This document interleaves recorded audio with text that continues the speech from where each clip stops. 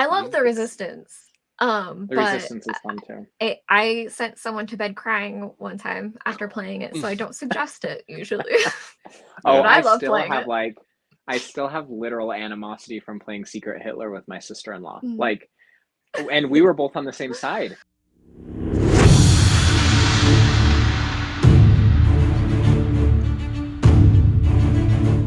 Hey everyone, and welcome to another chat with some of the Boardvengers. I am Dave from Foundry, and along with me are McKay from the Board Hello. Critic and Professor Meg of Professor Meg.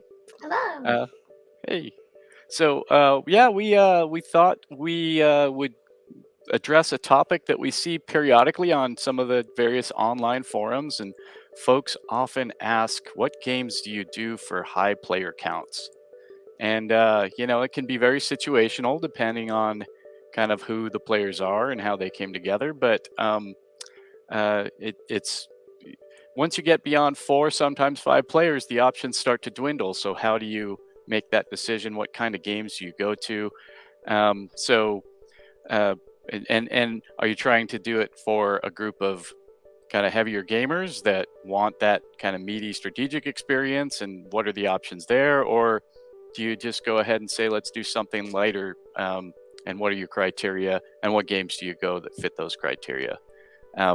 So, McKay, when you think about the prospect of a game of a higher player count, maybe 6 or more, what thoughts do you have? And my immediate thought is that I just want to split up into 2 groups. There are not a ton of games that I get excited about at more than 5 players, and usually even 5 players. Like my ideal is 3 or 4 personally. Much past that, the games tend to get longer. Quacks of Quedlinburg is an excellent exception to that 5-player rule because it's simultaneous play.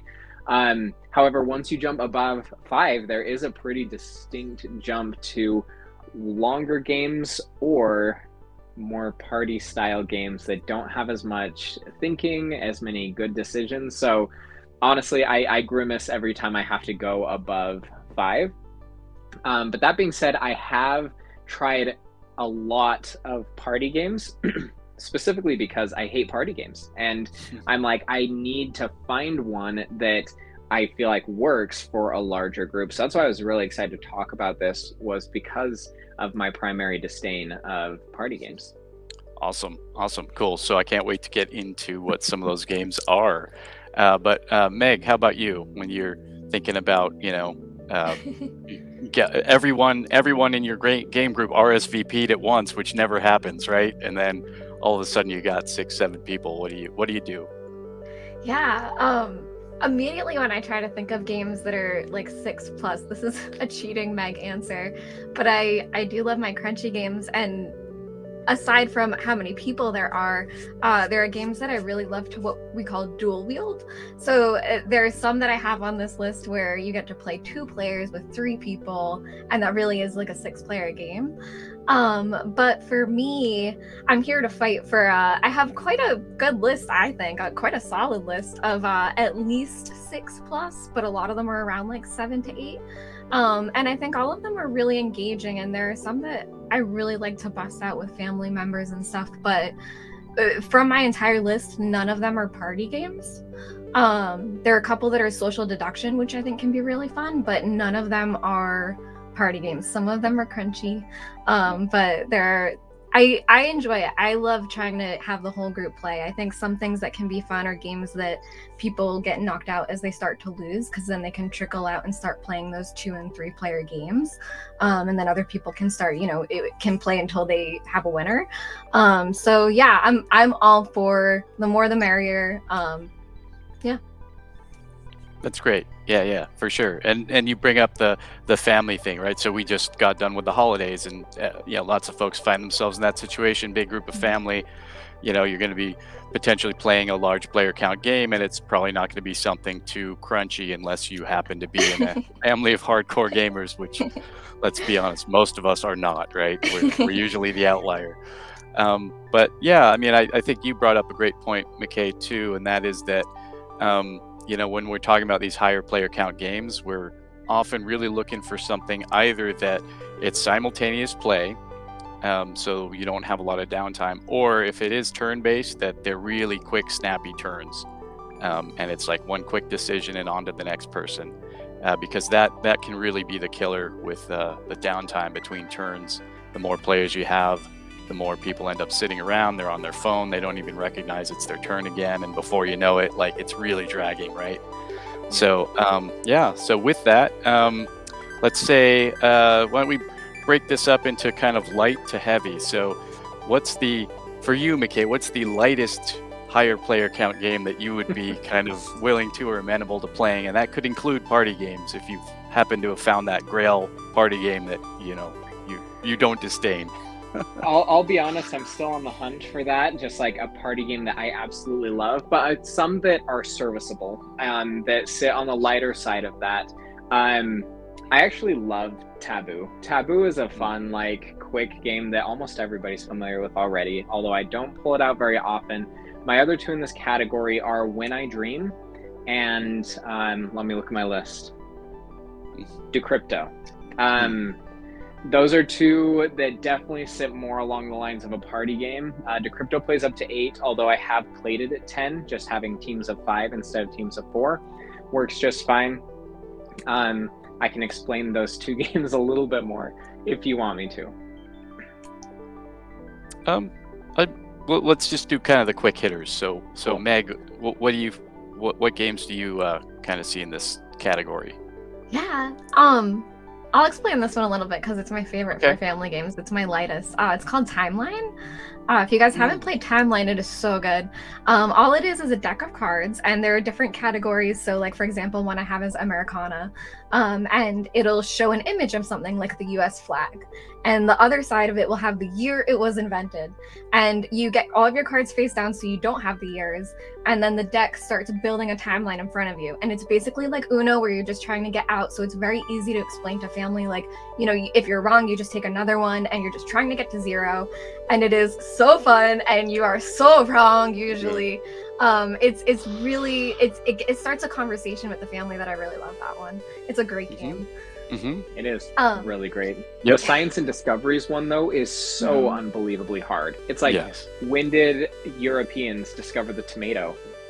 Yeah. Well, Americana, they're all smushed within like Right, that's 250 true. years, so it's all very close. It's like 1715 and 1716, and Yeah, no, and it's a game that definitely, as the game goes on, it gets harder and harder because the little gaps between cards become much narrower. So it's great. Yeah. It's a good game. And then quickly, my other two very light ones would be Flux, which is great. And actually these two kind of go together, but Codenames and Mysterium Park, where those are more like team-based guessing ones where you can have a lot of people, but they're still, I think, really fun. Great. I think mine in the light category, one is probably considered a party game. That's Blank Slate. That plays 8 in the box, but you could very easily expand it with extra pieces of paper or little dry erase boards, where basically you're trying to match exactly one person but not multiple people with your answer. You're filling in a small phrase, and if you match just one person, then you and that person get a lot of points, and if you match a whole bunch of people, then everybody who matched gets just 1 point. So you want to be like somewhat specific but not super specific, right? So that one's great. And then the other one that I think works well is kind of falls in, I think it's in the social deduction category to some degree, but it's Masquerade, which is I think it's Antoine Bauza designed that one. And you have a few different roles that you have, but you can either claim that you're a certain role, or you can switch cards with somebody, and they won't know. So after a couple of switches, nobody knows what anyone is. And if you claim to be a role and someone, anyone can challenge, say, no, that's me. But if you're wrong, then you have to pay into the middle. And the goal is to get to a certain number of coins. It's pretty, great. That's very fun. Yeah. All right. So anything else you wanted to say about your game selections, McKay, while we kind of did the round robin on those? No? I don't think so. Okay. There are, like, we could probably release after this as a blog post, like these come in kind of sets. Like Yep. Codenames and Decrypto are pretty similar to each other. Very much and, so. Yeah. Things like, even Dixit and Mysterium Park are very similar to each other. Like these do fall into pretty like, the social deduction especially fall into pretty predictable buckets. So it is no wonder that we all have these like common threads amongst these. So that's good to see, and I agree with all of your guys' picks. Awesome. Okay, so kind of moving into more of a middleweight category, something you wouldn't necessarily pull out with like just a super casual family group, but maybe it's something that you could address both kind of gamers and newer gamers as well, heavier gamers and newer gamers as well, and kind of in the medium category. What would your selections be, McKay? So if you know Facade Games, they do Bristol and Salem.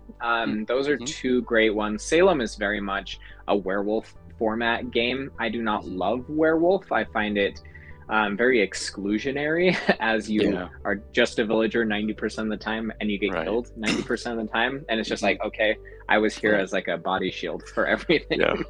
Right. Salem takes that and makes it a little bit more impactful. You stay in the game longer, you make more meaningful decisions. I do like Salem as an alternative to werewolf. Bristol has a similar hidden roles, but you're contracting the plague. Also very timely if you want to get it and play it now.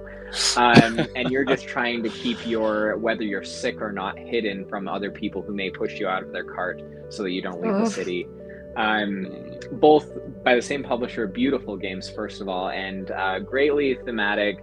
They aren't too bad to teach, but if people don't know games, you're gonna, especially hidden role, you probably come up against this. If people don't play games often, just hidden role games are probably not the best. They're gonna ask some questions or say some things. It's like, okay, now we all know what's going on. Yeah, right. Sure. The Oh, go ahead. The only other one on the list is Between Two Castles, that kind of falls into that. Between Two Castles of Mad King Ludwig is my other medium, and it's a great Stonemaier Games. It's pretty easy to teach, and it just plays a ton of people simultaneous play, so it's not super complicated. Great. Yeah, I was going to say with Werewolf, the other kind of downside potentially is if it's a really large group of people, and because it's a player elimination game, that could be a 3-hour game, and if you're the first one out, that can be tough. So yeah.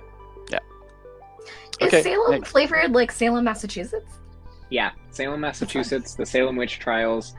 People are witches and you're trying to root out the witches. It's it's really cool too, because it's actually pretty historically accurate. You get character cards that have different abilities, and they're all actual people from history. Sam Proctor and what's her name? Is it Elizabeth Good? Anyway, but you can actually look up their bios, and there's a lot of historical value to playing that game too, which is nice. That's awesome. Cool. So Meg, what would you put in this kind of middle category? Right off the gate, the one I would want to play the most, Sushi Go Party. I love Sushi Go Party, and I was surprised you can play up to 8. It is a fantastic game. I love drafting. It's really quick, really fun. It's the kind of game that you can use the first game to teach someone, which is great that you can do that, set up and play again, which I think is like one of the best times to teach someone something. I love it. It's adorable. You can suggest ordering sushi when you do it. It usually works. It's a great game. I'm trying to think if I have any more in like I have another one called Medium, and this is like I guess it maybe should have been in the lighter game, but it's from Greater Than Games, and it's one where it's kind of like the one you were talking about, Dave, where you have to try to guess the same thing as someone else. So just another suggestion, but that one's really fun, really well made. Awesome. Is that the one where you each have a word and you say the word and then you have to get to the point where you say the same word at the same time? Yeah, and now usually my husband and I aren't allowed to sit next to each other. That's awesome.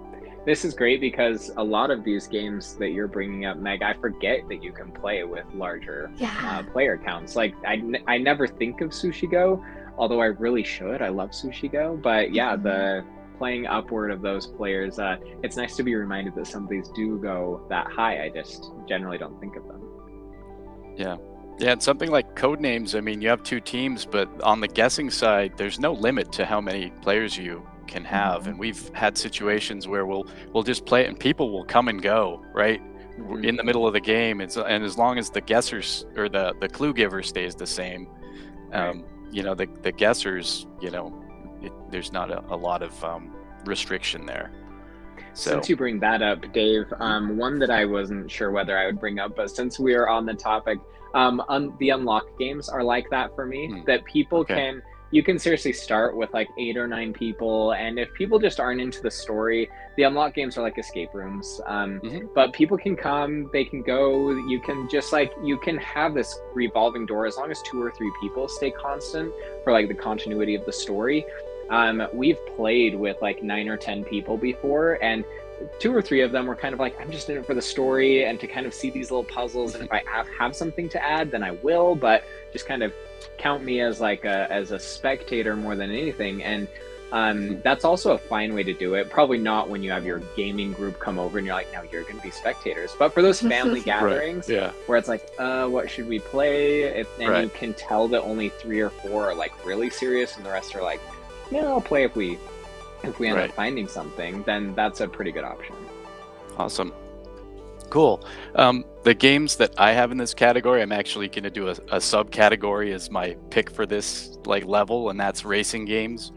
So I'll name a few that I think would fit really well, and that's you know, Camel Up, Downforce, and then probably my favorite in this category is Steampunk Rally. It's probably the heaviest of those, just because of the card drafting and the engine building and how you manipulate your dice and move them around to move your engine forward. And there's some mechanisms there that are a little bit heavier than what you would just pull out with, you know, kind of a casual crowd. But you know, I think you know, those games where you're really doing everything simultaneously for the most part. I think Camel Up, you know, you've got turns, but they go so quick that if you have a high player count, it's not so bad at all. And there's this kind of build up to the way that the race culminates that keeps everyone engaged.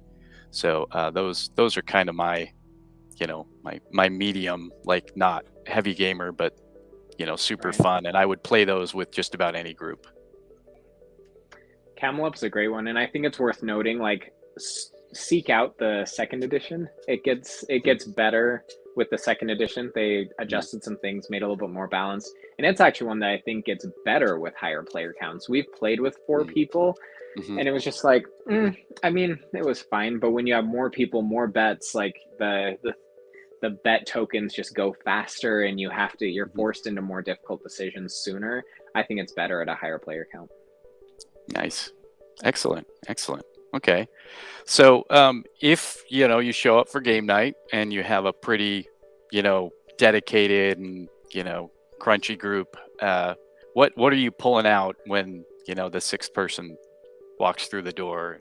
You know, kind of want to, you only have one table, you can't break it up. This one, I think I only have one. It's more of a category, but only one good answer for. And that's roll and writes that accommodate any number of people, and it doesn't really matter because everyone's filling out their own score sheet. So my 2 favorites right now are Cartographers and Welcome To. I think Welcome To shines a little bit brighter than Cartographers to me, but it's just the decisions are complex, and so those who are not super comfortable with games, you just start to see like they just start to stress out over it. Like roll and writes as a category alone, if to know the category you have to be somewhat of a gamer, and then I don't know, the decisions have like far-reaching like ripple effects that are difficult to manage, and so those are ones that I only pull out when I know they're familiar with games, and especially if there's a high player count that all know games. But honestly, some of my favorite games right now, honestly, I love Welcome To. Great. Yeah, no, that's a great one. And like you say, there's theoretically no limit if you know, have enough player sheets, and or there's an app that everyone can use, which of course Welcome To does have an app. Yep. So great. How about you, Meg? So yeah, I'm excited about this part with the crunchier ones. I think that's usually what I end up having happen most often, which is odd. But definitely Forgotten Waters. Forgotten Waters is 3 to 7. It's a fantastic game from Plaid Hat Games. I have never played it with that many. I've played it with, I think, 4 at the most. But I still think it would be engaging up to 7, especially with who I usually have in my game group if we were all together. That one's really fun. It's pretty quick. There's an app that has like sound with it, so it keeps everyone listening. Another one that I really love is Red Dragon Inn. The base game I think only plays up to 4, but technically I think as many decks as you have, you can shuffle people in. I've played it up to 8, so that one I've actually played with 8 people at the table, and that's the one that I think of where we'll start with it, we'll be drinking while we do it, and it kind of gets everyone in the gaming mood, and then people will break off and start playing smaller games as people start losing. That one's really fun. I think Red Dragon is good for so many people because you are usually attacking someone else and it's across the table and people are getting into it. And I love the gambling cards where it gets everyone into gambling usually, and it's a common mechanic in it, which makes it really fun, and it kind of makes everyone play a game within a game. Right. And then quickly, my 3 heavy ones, and I'll just name them. Both Arkham Horror 2nd and 3rd edition, you can play 8 and 6. And I have played, I think, up to 6 people with Arkham Horror 2nd edition.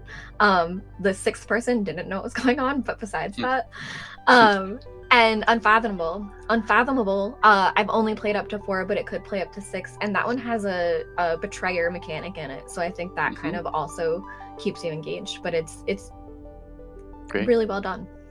Excellent. That's the one that's kind of a reskin or redesign of Battlestar Galactica, right? With the Which that one I haven't played, but right. Okay. Awesome. Great. Yeah. All right, so for mine, I've got one of the ones I listed was actually one of my 3 contenders for Game of the Year for last year, which was new to me. I think it'd come out the previous year, but It's a Wonderful World. So not unlike Seven Wonders, it's a card drafting game, but the way the engine building works and kind of racing for different majorities and bonuses, and it's got enough meat to it that it's a great one to play. And I think the caveat here is you need the expansion to play up to 6 players. But I would recommend to anyone, regardless of your player count, you get the expansion because it adds some great stuff to it.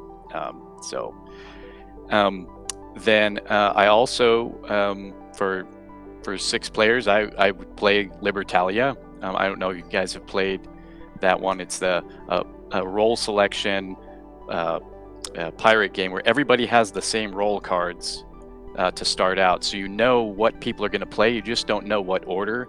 And depending on what each role has in terms of its power and when you play it and when it's still active during the day or the night phase, it just creates all these wild interactions. So it's a little bit of programming in that you're trying to predict what other players are going to do because you want to do certain things and you want to gain certain bonuses, but it's going to be dependent on the roles that other people pick.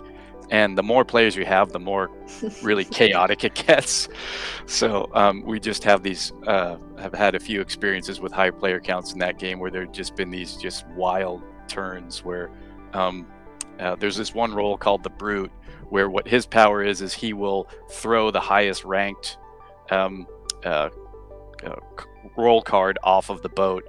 And we had a roll where like 5 out of 6 people picked the Brute, and we had like one Brute after another throwing themselves off the boat.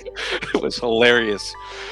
So in that one, Dave, do you choose the cards like round by round and then play them? Yeah, so there's 3 rounds, and someone will randomly, you have somebody who's designated to randomly pick, and then everybody pulls out of their deck the same exact rolls.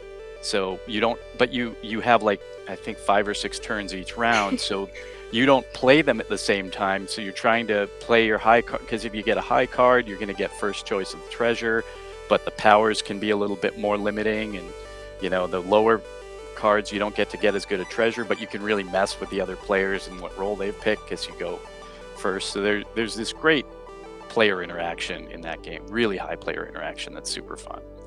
And then, Dave, when I play yeah. games like that, my poor Yeah. husband, I will lie about what I'm playing. So I'll be like, oh, I didn't know this could do Right. this. And I will Yeah. do even that part where I will try yeah. to make him think I'm playing something else Right. to Wow. bluff as hard as Mhm. possible. Yep, Oh, this that's one a would whole let new you level. draw. Why wouldn't I Yep, play yep. that? Yeah, no, there's definitely a psychological component to those games. Yeah, It's just yeah. super compelling. It's Yeah. fun. And then the last one I was going to bring up in this kind of category was the only turn-based game, at least that I know of, that I was thinking of, and that's Alhambra. For me, the turns in Alhambra are snappy enough that you can play it up to 6 players without really losing that sense of flow of the game and what you're trying to do. Yeah. Great. So I think we've identified some fairly good options for, when you have a larger group and maybe you were really looking forward to playing that Great Western Trail or Terraforming Mars or something, but you have too many folks, so what you gonna do? But any parting thoughts from anyone on anything we didn't bring up that you wanted to note as a kind of an epilogue or an afterthought? Or I mean, this was good for me. I opened this with saying that I generally disdain like the higher player counts, that I would prefer a smaller group. This was good for me to remember like how much I do. There are options, and so I should probably be a little bit more open-minded when that situation comes up. I even forget you mentioned Seven Wonders in conjunction with It's a Wonderful World, and I forget the Seven Wonders plays up to 7 players and it's simultaneous turns, and it's not hard to explain necessarily. So yeah, there are options, and that this has been good for me to remember that. Awesome. Meg? I would say if exploring higher player counts on boxes even just it helps you when you're playing something at a smaller player count, embrace the dual wielding. If something goes up to 6 and everyone wants to play 2 characters, I would say explore player counts at any time, because then the more you play something and just learn through a game, you can then bring it to a group of 6 and teach it probably. Great. All good insights, and loved your guys' picks. Got me thinking too about things like in my collection that I hardly ever play. Like I got to get that out again. So great stuff. So until next time, this has been another Boardvengers discussion. Thank you, McKay at the Board Critic, Professor Meg, and I'm with Dave with Game Foundry, and we'll catch you all soon. All right. See ya. Bye.